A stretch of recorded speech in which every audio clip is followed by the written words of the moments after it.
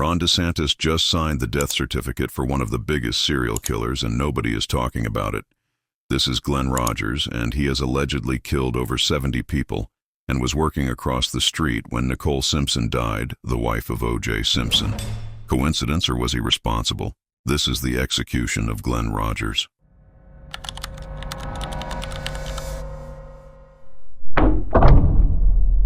Glen Edward Rogers was born on July 15, 1962, in Hamilton, Ohio, into a poor and dysfunctional family. He was one of 7 children growing up in a home filled with instability, poverty, and reported abuse.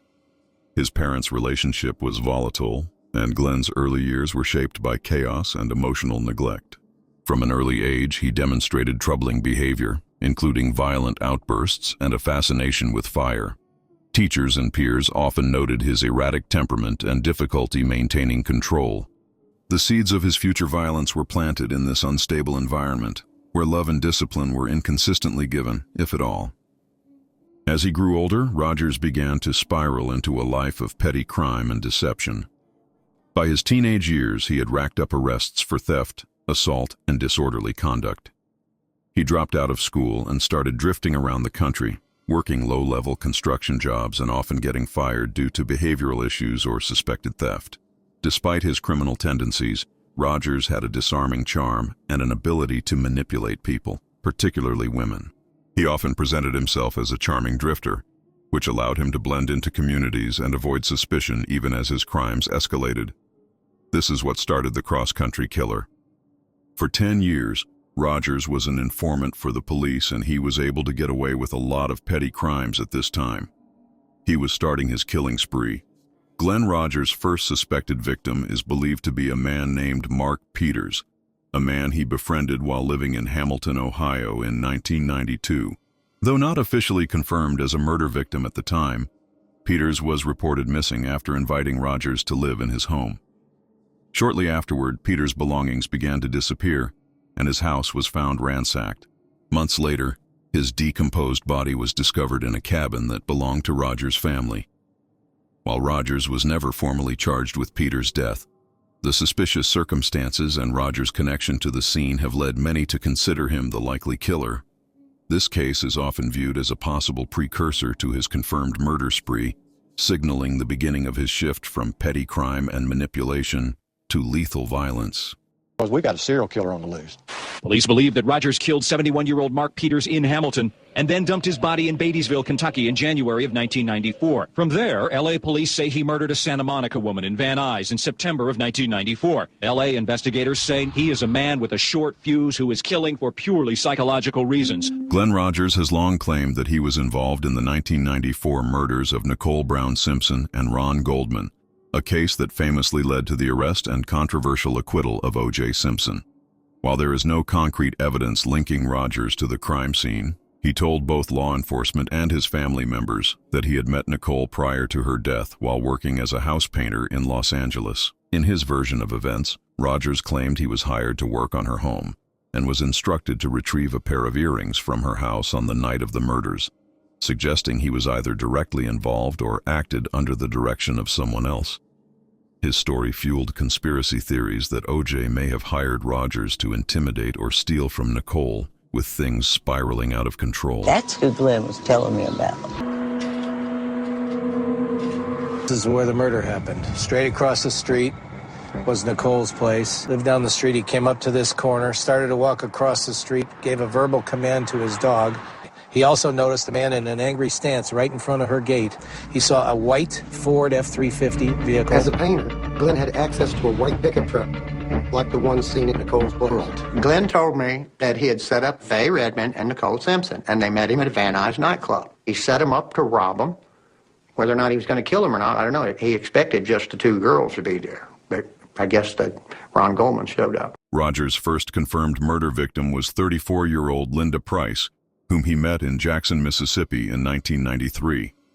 The two quickly entered into a romantic relationship, and within weeks, neighbors witnessed volatile arguments and troubling behavior. On November 1st, 1993, Linda was found dead in her home, stabbed multiple times and left in a gruesome scene. Sandra Gallagher, a 33-year-old mother of 3, was killed in Van Nuys, California in 1995. Rogers met her at a bar where the two were seen drinking and leaving together. The next morning, her body was found in her burning car near her home. Investigators discovered that she had been strangled before the vehicle was set ablaze. Witnesses placed Rogers with her hours before her death, and fingerprints tied him to the crime scene. Gallagher's murder was especially disturbing, as it showed a pattern of charm, seduction, and sudden violence. Glen Rogers' violent cross-country killing spree hit a brutal peak when he arrived in Tampa, Florida, in early November 1995. Drifting from state to state under various aliases, he checked into a motel and began frequenting local bars. On November 5th, he met Tina Marie Cribbs, a 34-year-old waitress and mother at the Showtown bar in Gibsonton. Glen charmed her and convinced her to give him a ride back to his motel. Once there, he lured her inside under the pretense of needing to shower. Hours later, Tina was found dead in the motel bathroom, stabbed twice and left fully clothed in the tub. The spree came to an end in Kentucky on November 13, 1995, when Rogers was pulled over by police near Richmond after a brief car chase. He attempted to flee on foot, but was quickly captured. Inside the vehicle, police found items belonging to his victims, including Tina Cribbs' stolen belongings, which further connected him to the murders. On November 9, 1995, Andy Giles Sutton, a 37-year-old mother of two from Bossier City, Louisiana, was found brutally murdered in her apartment just days after meeting Glen Rogers at a local bar. Witnesses said Sutton had quickly grown close to Rogers, not realizing she was letting a serial killer into her life. Her body was discovered on a punctured waterbed, stabbed multiple times in a scene that showed clear signs of a violent struggle. The savage nature of her death mirrored Rogers' other murders and occurred only days after the killing of Tina Marie Cribbs in Florida. Sutton's murder was one of the final stops in Rogers' deadly cross-country spree before he was captured in Kentucky. But the roadblock doesn't stop Glen Rogers. 2 minutes later, though, other troopers do by ramming his car, forcing him off the road, dragging him out moments later at gunpoint. When did you kill those women? One-on-one alone. At the jail, you interview me. Did you kill the women? You hear me? Did you kill these women, Glen? No.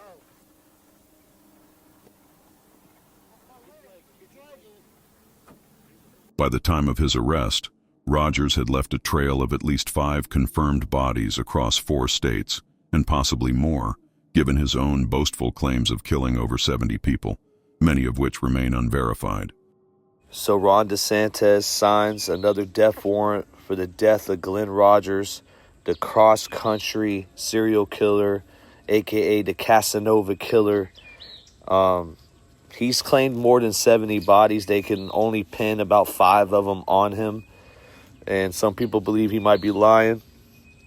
But his own brother said he's seen some in the trunk that never got found. So there you go. And also the OJ case. Did he help OJ with the murder of Nicole Simpson?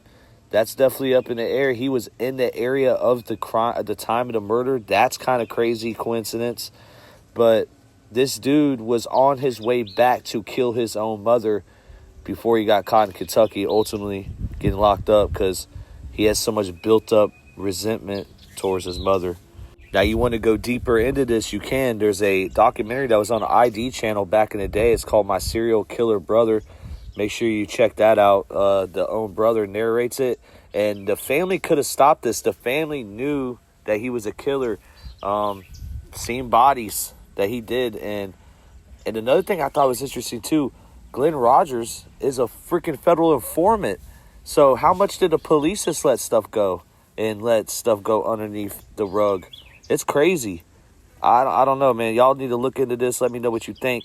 This is the YouTube Streets Podcast. Sorry we haven't uploaded in a minute, but we coming back with some fresh content now that we got everything under control. Appreciate you.